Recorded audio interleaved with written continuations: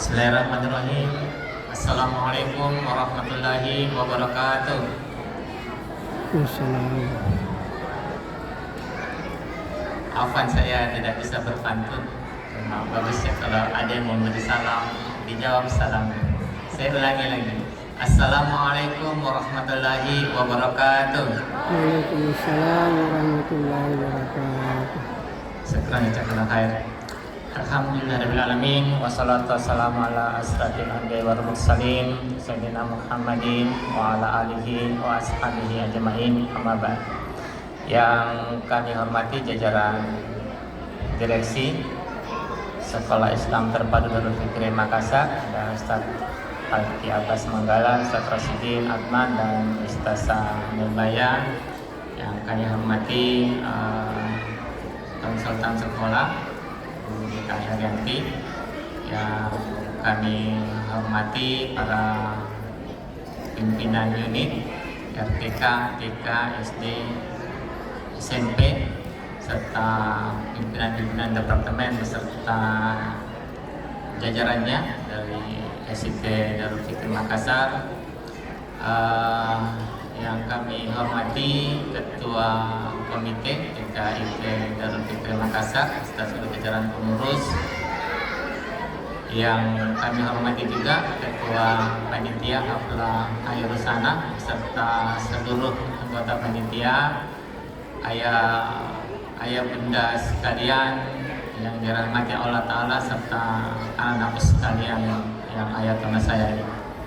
Puji syukur kepada Allah Subhanahu wa Ta'ala atas limpahan rahmat dan rahimnya, dan begitu banyak kebaikan darinya kita bisa hadir di tempat ini untuk kemudian sama-sama mengikuti acara Haflah Hayrusana ini yang angkatan ke-14 dari TKIT Darul Fikri Makassar, yang nanti insya Allah tahun depan sudah menjadi Darul Fikri Makassar secara utuh. Tak lupa kita aturkan salam dan salawat kepada Nabi kita Nabiullah Muhammad SAW, Nabi yang insya Allah akan senantiasa menjadi teladan kita hingga akhir hayat kita nantinya. Ayah bunda sekalian, alhamdulillah pada hari ini lumayan banyak ayah-ayah yang datang. Biasanya kegiatan seperti ini bundanya yang datang, tapi alhamdulillah cukup banyak ayah yang datang dan menyempatkan dirinya hadir untuk kemudian membersamai anak pada hari ini. Kita tepuk tangan dulu untuk ayah-ayah yang hebat pada hari ini.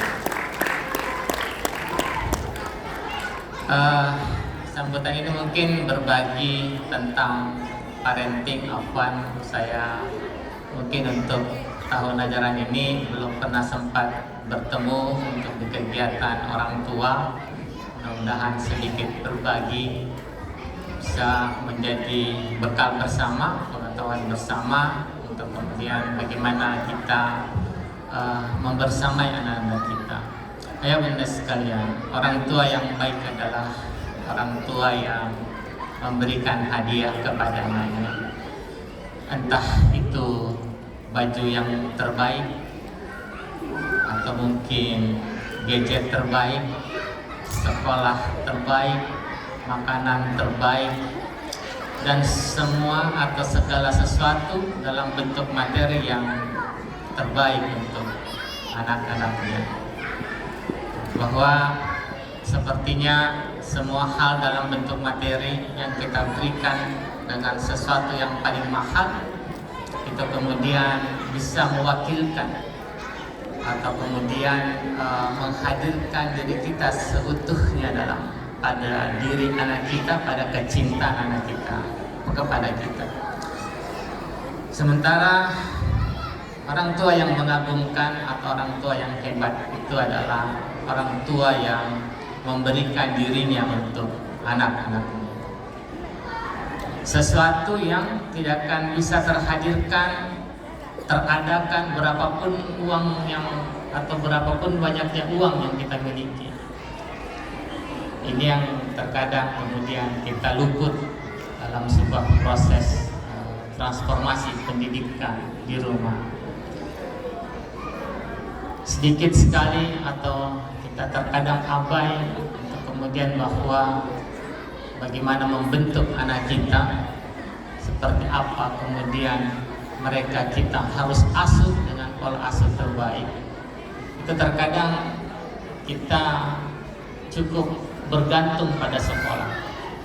Padahal kita sama tahu sekolah itu suplemen terbaik untuk pendidikan. Tetapi menu utamanya, menu terbaiknya yang ada di rumah. Ketika ayah menjadi kepala sekolahnya dan ibunya menjadi gurunya. Ayah bunda sekalian, bahwa anak kita membutuhkan kita itu bukan sebagai sosok raksasa yang sangat besar, yang sangat hebat di luar sana. Sungguh mereka tidak perlu tahu kita ini, atau tidak butuh kita hadir sebagai seorang dokter, seorang insinyur, seorang direktur, seorang politisi, seorang pejabat, atau apapun itu gelar-gelar hebat yang ada di luar rumah yang tersematkan pada diri kita. Anak-anak kita hanya membutuhkan kita hadir seperti manusia biasa, layaknya manusia yang umum, yang bisa bersenda gurau dan kemudian berbagi cerita luar biasa kepada mereka. Orang jadikan keseluruhan perjalanan hidupnya itu sebagai sebuah cerita yang seru untuk dibagikan kepada anak-anaknya. Terutama cerita-cerita saat ketika kita sebagai orang tua melewati begitu banyak kesulitan, begitu banyak penderitaan, begitu banyak cobaan, untuk kemudian bagaimana itu bisa kita lalui satu persatu. Anak kita butuh dihadirkan kisah-kisah itu dan menjadikan keseluruhan kisah hidup kita sebagai sebuah petualangan yang seru untuk mereka nikmati di saat kebersamaan kita dengan mereka.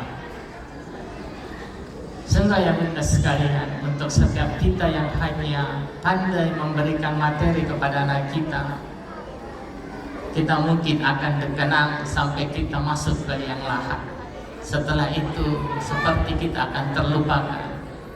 Tetapi untuk setiap kita yang memberikan dirinya, yang membersamai mereka, yang senantiasa memeluk mereka dengan tetesan air mata, memeluk mereka dengan kerinduan yang luar biasa, kita akan menjadi orang tua yang tak akan pernah lepas dari kenangan mereka. Ayah bunda sekalian, sangat penting kita membersamai mereka. Mungkin berguling-guling di tanah, bersenda gurau, ketawa secara bersama-sama. Yang kita tidak pernah bayangkan itu kita lakukan di luar sana dengan semua kehebatan yang tersematkan di dalam pada diri kita. Tapi sungguh sekali lagi, anak kita butuh seperti itu. Butuh kita berbagi kisah, berbagi cerita dengan mereka. Karena tidak ada satupun pelajaran psikologi tentang pendidikan, tentang parenting yang bisa bekerja ketika tidak ada cinta di dalamnya. Sungguh cinta itu bukan terkatakan, bukan sesuatu yang dikatakan, bukan sesuatu yang kemudian sekedar dislogankan, tetapi cinta itu sesuatu yang harus kita buktikan. Dengan apa? Dengan pengorbanan yang paling terbaik yang bisa kita hadirkan. Ayo bunda sekalian, bersyukurlah jika kita adalah orang tua, kita adalah ayah, ibu, atau terutama ayah, yang ketika ada di rumah, maka rumah itu menjadi surga yang begitu indah. Namun bersedihlah jika kebahagiaan kita justru kita dapatkan di luar rumah, sehingga memastikan rumah tempat di mana kita berkumpul adalah surga yang membahagiakan kita, sehingga berapapun penatnya kita, berapapun besarnya masalah yang kita hadapi di luar sana, di tempat pekerjaan kita, ketika kita masuk ke dalam rumah, semua itu bisa tiba-tiba sirna. Karena ada malaikat kecil di rumah dan ada istri yang begitu baik yang menunggu dan senantiasa memberi kehangatan. Ayo bunda sekalian, ini penting sekali untuk kemudian kita bercerita tentang bagaimana menghadirkan anak kita dengan kekuatan emosional Kristen yang baik. Kemudian bagaimana memupuk atau kemudian memahamkan mereka spiritual Kristen yang baik. Membersamai mereka adalah kuncinya ya bunda sekalian. Bukan membersamai mereka dengan gadget. Kita bicara tentang bagaimana anak saya bisa terbebas dari gadget.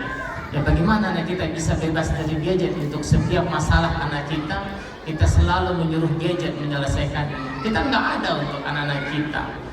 Untuk HP kita bisa hadir 24 jam. Tapi afwan untuk anak kita 1 jam atau 2 jam itu seperti ada kepenatan di dalam diri kita.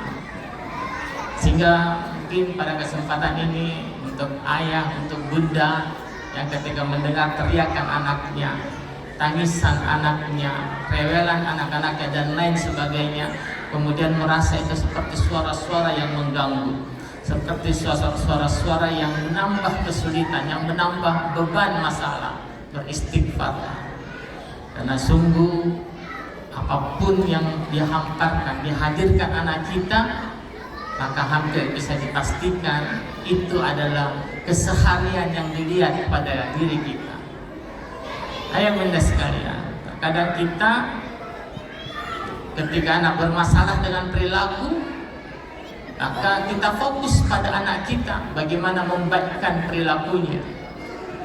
Tetapi kita lupa bermuhasabah diri bahwa apa yang dihadirkan anak kita, apa yang ditampilkan anak kita, hampir 99% itu adalah bagaimana mereka melihat orang tuanya berinteraksi di rumah satu sama lainnya.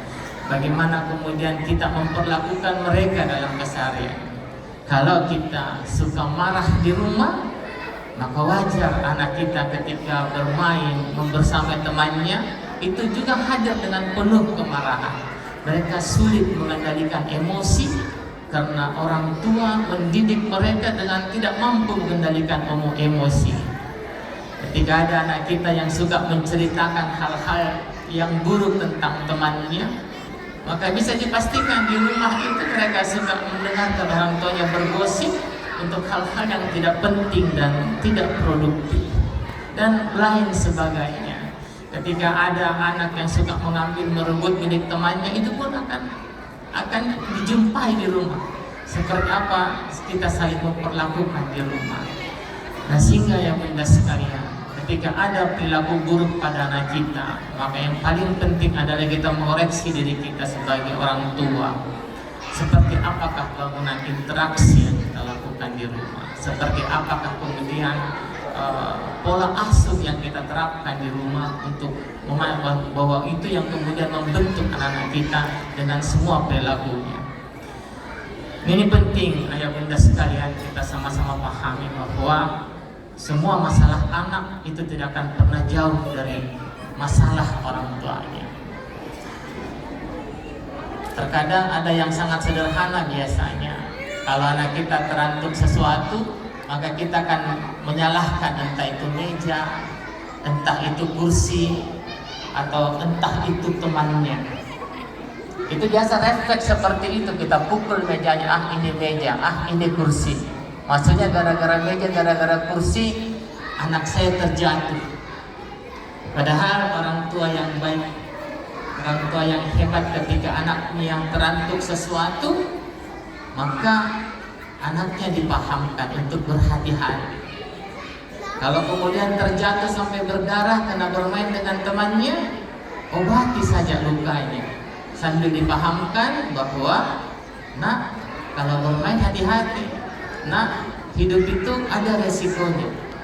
Jadi kita harus paham ya bunda sekalian, untuk setiap kita yang mau hidup kemudian berinteraksi dalam kehidupan ini, maka kita harus berani menaikkan yang namanya kontrak resiko. Karena nggak ada aktivitas apapun itu yang tidak ada resikonya. Karena kita tidur di rumah pun, kalau ada meteor yang jatuh ada sisanya lewat di atas kita dan kena di jidat, pasti meninggal juga. Itu kita tidur di rumah, apalagi kita beraktivitas di jalan, di tempat umum dan sebagainya. Pahamkan bahwa kehati-hatian itu penting. Dan pahamkan juga, nak, kalau kita jatuh itu rasanya sakit. Anak kita menangis nggak apa-apa, menangis saja, nak, sambil engkau meredakan rasa sakit. Nggak usah menyalahkan temannya, nggak usah menyalahkan meja, menyalahkan kursi. Karena dengan sering menyalah-nyalahkan seperti itu, anak kita dididik tumbuh besar menjadi orang yang tidak percaya diri, menjadi orang yang suka mencari kambing hitam di setiap kegagalan yang mereka alami. Nah, ini sangat penting ayah bunda sekalian, sehingga apapun keadaan anak kita itu bukan untuk menyalahkan siapapun, tetapi ketika sesuatu menimpa entah kita atau anak kita, maka yang harus kita pahami adalah kita butuh lebih hati-hati, kita butuh lebih waspada dalam beraktivitas dalam kehidupan sehari-hari. Kemudian ayah bunda sekalian, juga orang tua yang baik itu adalah orang tua yang selalu menyiapkan anaknya atau mendorong anaknya untuk menjadi juara. Juara apa saja, ketika ikut lomba, juara lomba renang, juara lomba matematika, juara lomba tahfiz dan segala macam. Tetapi orang tua hebat, orang tua yang mengagumkan adalah orang tua yang mendidik anaknya, menyiapkan anaknya menghadapi kekalahan. Nah, ini yang kadang kita luput ayah bunda sekalian, bahwa mudah mendidik mereka menjadi pemenang, tetapi begitu sulit memahamkan mereka untuk kemudian bagaimana menatap hidup itu, mengambil hikmah ketika ada kegagalan yang mereka jumpai dalam kehidupan mereka. Afwan, anak kita yang terbiasa juara biasanya begitu mendapatkan satu kegagalan, maka begitu banyak contoh dalam kehidupan ini, anak-anak yang menjumpai satu kegagalan membuat mereka kemudian tidak bisa bangkit lagi. Seakan-akan kegagalan itu menjadi neraka kehidupan untuk mereka. Kenapa? Karena mereka terlalu sering memenangkan semua kompetisi yang kemudian orang tuanya mensupport ke situ. Nah, sementara ketika menghadapi satu kegagalan, mereka kemudian menjadi tidak bisa apa-apa, menjadi tidak bisa bangun. Karena menganggap semua itu harus mereka menangkan, kompetisi itu harus mereka menangkan, hidup itu harus dimenangkan sendiri. Nah ya bunda sekalian, sungguh ini yang harus kita paham, bahwa memahamkan mereka, mendidik mereka mengambil hikmah dari suatu kegagalan itu jauh lebih penting dari sekedar memastikan mereka harus menang di setiap lomba yang mereka ikuti. Dan pahamkan bahwa setiap lomba itu bukan untuk mengalahkan orang lain. Jadi kalau anak kita ikut lomba, pahamkan mereka, nah engkau lagi berlatih berikhtiar menghadirkan ikhtiar terbaikmu. Apapun hasilnya itu nggak ada masalah. Ayahmu, ibumu tidak akan bersedih dengan apapun hasilnya. Tapi yang penting engkau belajar berlatih berikhtiar terbaik. Ini yang mungkin harus kita pahamkan, dan mereka juga dipahamkan bahwa kehidupan masa depan itu bukan kehidupan bagaimana mengalahkan orang lain, bagaimana mengalahkan yang lainnya, tetapi bagaimana kita bekerja sama satu dengan yang lain tanpa perlu mengalahkan siapa-siapa, kita bisa memenangkan kehidupan ini secara bersama. Ini penting ya bunda sekalian, karena sungguh kehidupan masa depan itu bukan kehidupan yang akan kita jalani dengan kemampuan diri kita sendiri, tetapi kita butuh kolaborasi dengan orang lain. Kita butuh untuk kemudian memaksimalkan semua potensi yang ada di sekitar kita untuk bisa bagaimana kehidupan ini kita menangkan di masa depan. Kemudian satu lagi ya bunda sekalian, bahwa orang tua yang baik itu memperbaiki perilaku anak. Terkadang anak kita suka marah-marah, kemudian kita kasih tahu tidak bagus marah-marah, terus dikutipkan lagi hadisnya. Ya kan, kalau mereka lari kiri kanan ribut, kita berusaha menenangkan mereka, mengatakan jangan ribut, harus tenang gitu. Tetapi orang tua yang hebat dan mengagumkan itu mendidik cara berpikir. Jadi ketika kita melarang bahwa tidak boleh seperti ini, anak kita pahamkan kenapa tidak boleh seperti itu. Kenapa kita tidak boleh marah-marah? Pahamkan mereka. Kenapa kita harus tertib? Kenapa kita harus belajar antri? Pahamkan bukan sekedar anak kita disuruh, bukan sekedar mendoktrinkan itu, tetapi pahamkan mereka dengan alasan-alasan yang logis, yang mana mereka kemudian tahu, oh ternyata kita harus antri itu karena begitu banyak hal yang baik dari antri itu. Kenapa kita jangan suka merebut hak orang lain? Karena begitu tidak baik untuk kemudian itu menjadi sebuah kebiasaan dalam kehidupan di masa depan.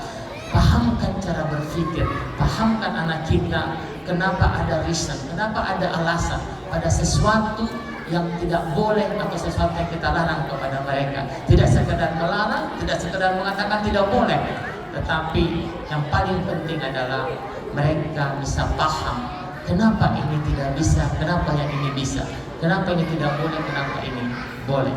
Ini semua yang Bunda sekalian, hal ini jauh-jauh lebih penting ketimbang sekedar menenangkan mereka untuk kita dapatkan hasil yang sesaat. Nah itu ya Bunda sekalian yang hari ini saya bagi ke ayah Bunda sekalian, untuk kemudian berharap ada sesuatu oleh sedikit yang baik yang kita bisa mau pulang bersama.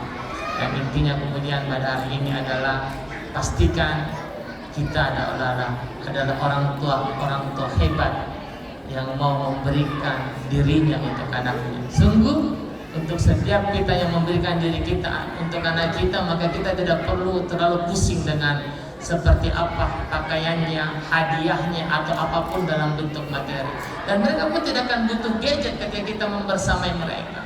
Untuk apa mereka memegang gadget ketika kita ada membersamai mereka? Cerita-cerita seru dari kita dengan semua hal yang kita hadirkan kepada mereka di hadapan mereka, itu jauh lebih mengasihkan ketimbang gadget yang mereka pegang.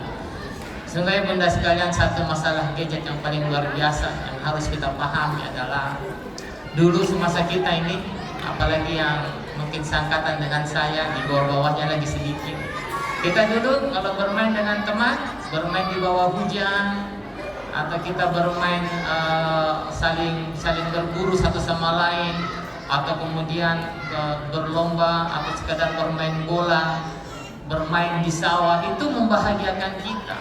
Dan itu bahagianya lama. Kita bisa ceritakan sampai sekarang begitu berbahagianya kita waktu kecil dengan semua permainan yang ada. Nah, anak kita yang terpapar gadget, yang bermain dengan game dari waktu ke waktu, afwan, untuk merasakan sedikit kebahagiaan, mereka harus mengupgrade stresnya dari waktu ke waktu. Ketika mereka bisa menyelesaikan level 1 dari sebuah permainan game, itu mereka merasa ada kebahagiaan sedikit. Terus mereka mau bahagia lagi, maka harus naik level 2. Level 2 lebih tinggi lagi stresnya. Selesai level 2, naik lagi level 3, lebih tinggi lagi stresnya. Jadi begitu luar biasa kondisi anak kita, hanya untuk mau dapatkan sedikit rasa kebahagiaan, mereka lewati stres demi stres yang dihadirkan oleh permainan yang mereka pegang di tangan mereka. Generasi apa yang kita bentuk? Generasi stres. Makanya kadang kita saja orang tua, afwan, kalau kita cari ustadz, bertanya pasti, itu ustadznya kalau ceramah lucu tidak? Kenapa kita cari ustadz yang lucu? Karena kita butuh tertawa untuk melepaskan stres kita. Atau kita tanya, itu ustadz kalau ceramah kita menangis tidak? Kenapa kita harus menangis? Karena kita mau melepaskan stres kita. Jadi kalau kita nyari ustadz hanya ada dua biasanya. Kalau enggak lucu, yang menangis. Kalau ustadznya berceramah datar, kemudian berbagi ilmu, membagi sebuah kesadaran yang luar biasa, kita anggap tidak baik. Karena kita enggak ketawa, kita tidak menangis. Padahal sungguh kita mungkin ini semua adalah orang-orang yang tidak sadar dalam kehidupan begitu sangat stres, begitu sangat rumit dan terbebani oleh dunia, sehingga ketika harus dengar ceramah, bukan ceramahnya kita mau dengarkan, tapi kelucuannya dari ceramah itu. Kita dengar ceramah, bukan ceramahnya yang mau didengarkan, tetapi bagaimana ustadznya itu menghadirkan sesuatu untuk kemudian menurunkan kesadaran frekuensi otak kita sampai kita menangis. Tapi nggak ada pelajaran yang didapatkan, kecuali kadang sangat sedikit. Nah, padahal ketika kita menimba ilmu, sesuatu itu bukan urusan tertawa dan menangis, tetapi bagaimana kita berhikmah, kita kemudian mendengarkan dengan baik apa yang kemudian dihadirkan oleh orang-orang yang sebentar berbagi ilmu dengan kita. Nah ini ayah bunda sekalian. Satu lagi yang sedikit yang paling penting lagi, orang tua yang baik juga adalah mendidik anaknya dengan pendekatan kecerdasan logika. Dalam artian terukur pada kecerdasan akademik mereka. Mereka hebat matematika mungkin, mereka hidup hebat ilmu pengetahuan alam mungkin, mereka hidup hebat dengan ilmu pengetahuan sosial mungkin seperti itu. Mereka hebat dengan pengetahuan dengan pendekatan logika. Tetapi orang tua yang hebat dan mengagumkan itu mendidik anak mereka itu bagaimana mereka bisa mengendalikan emosi mereka. Bahwa mendidik mereka itu dengan kemampuan atau mendidik emotional question mereka. Ini yang kadang kita tidak lakukan. Kita sibuk memberikan mereka les, kita sibuk untuk kemudian memacu kemampuan mereka di bidang akademik, tetapi kita luput untuk kemudian bagaimana mendidik emosi mereka, bagaimana mereka bisa untuk kemudian mengontrol emosinya, bagaimana mereka ketika marah itu dengan menarik nafas itu bisa meredakan marahnya. Nah, terkadang ya bunda sekalian kita pun luput belajar seperti itu. Kadang dalam interaksi keseharian kita, sesama kita, terkadang sesama teman, kadang kita begitu mudahnya marah, kadang kita begitu mudahnya melampiaskan amarah kita, kadang begitu mudahnya kita melampiaskan rasa ketidaksenangan kita. Dan yang paling parah lagi adalah, dan ini penting untuk kita semua, mendidik anak kita bagaimana memaafkan orang lain. Sehingga ya bunda sekalian, keterampilan ini sangat penting, karena untuk setiap orang yang mana orang tersebut melukai kita dan kita tidak memaafkannya, maka bisa dipastikan 24 jam hidup kita dalam sehari, kemudian 7 hari dalam sepekan, 30 hari dalam sebulan, 365 hari dalam setahun, itu orang tersebut membersamai kita dalam pikiran kita. Kita mau makan, ingat lagi dia, ingat marah kita kepadanya. Kita mau tidur, ingat lagi dia, bahkan mungkin di sholat kita ingat terus orang tersebut. Kalau yang baiknya kita ingat tidak apa-apa. Ini bayangkan kita bersama dengan orang yang kemudian terhadirkan ingatan yang melukai kita. Kalau kita tidak maafkan, maka orang tersebut hadir dengan kondisi seperti itu. Sehingga ya bunda sekalian, berlatih untuk kemudian punya kemampuan memaafkan orang lain itu sangat penting, dan penting dididikan ke anak-anak kita.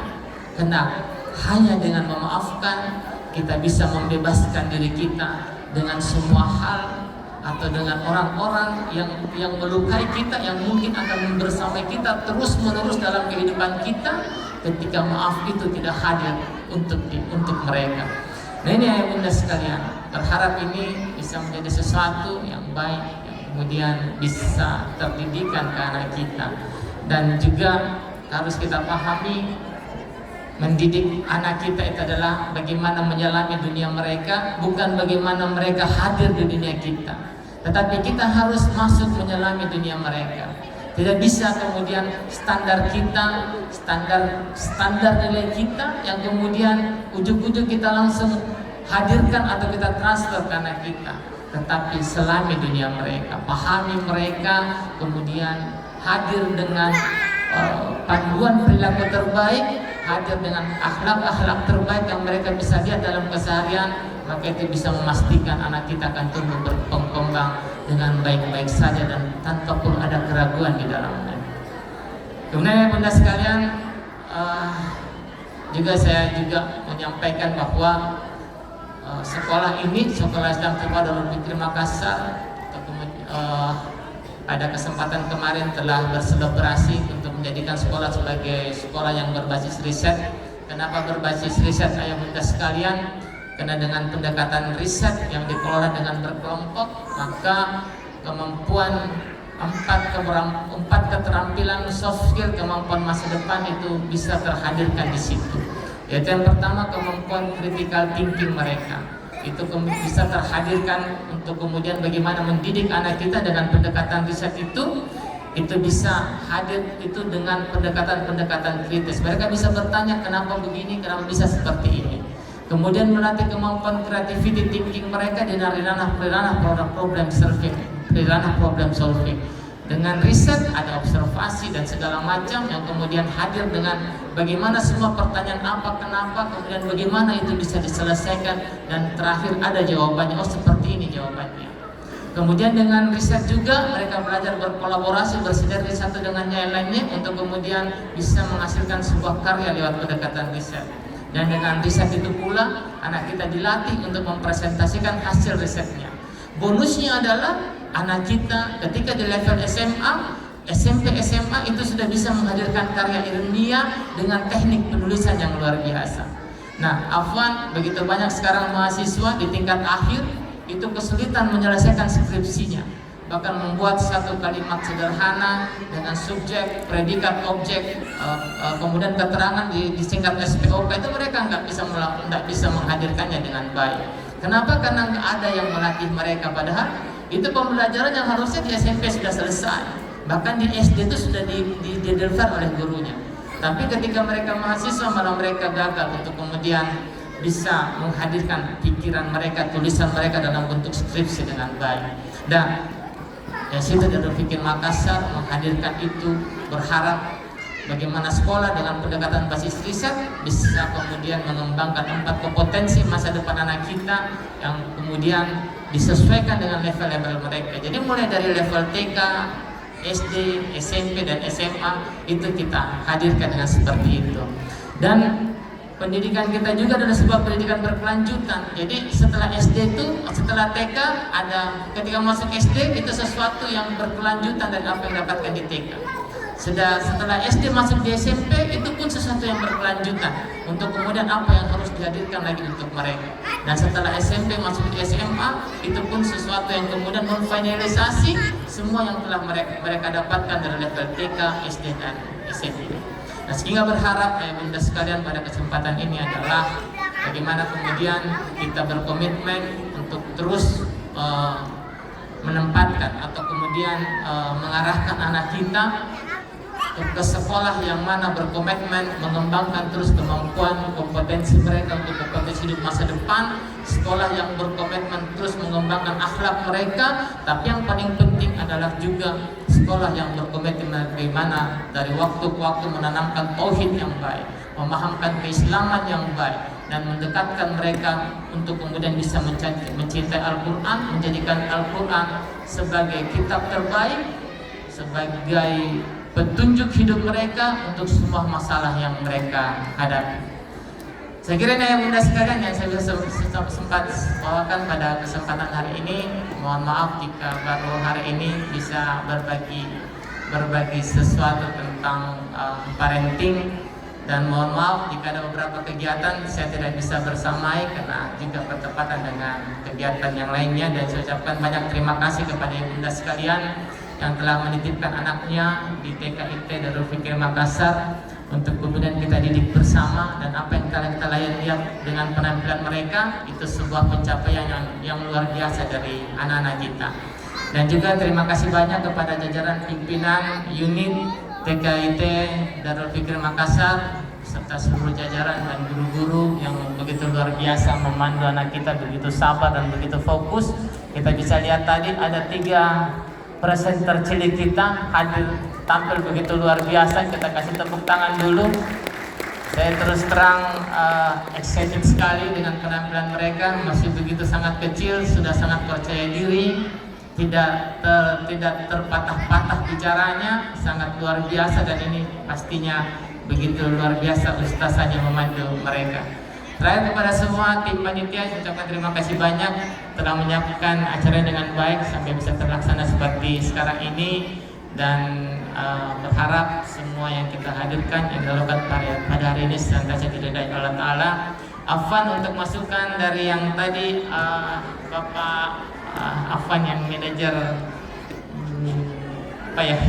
yang dari PLN, terima kasih banyak untuk masukannya. Sangat penting assessment untuk semua hal yang di sekolah untuk memastikan bahwa semua di sekolah berjalan dengan baik, meminimalkan hal-hal ekses atau sesuatu yang bisa kemudian ketika berinteraksi anak-anak kita bisa terluka atau bisa terjadi sesuatu yang mungkin tidak kita inginkan. Terima kasih banyak sebagai sebuah masukan yang baik untuk yayasan dan sekolah. Saya kira demikian. Wabillahi taufiq wal hidayah. Wassalamualaikum warahmatullahi wabarakatuh.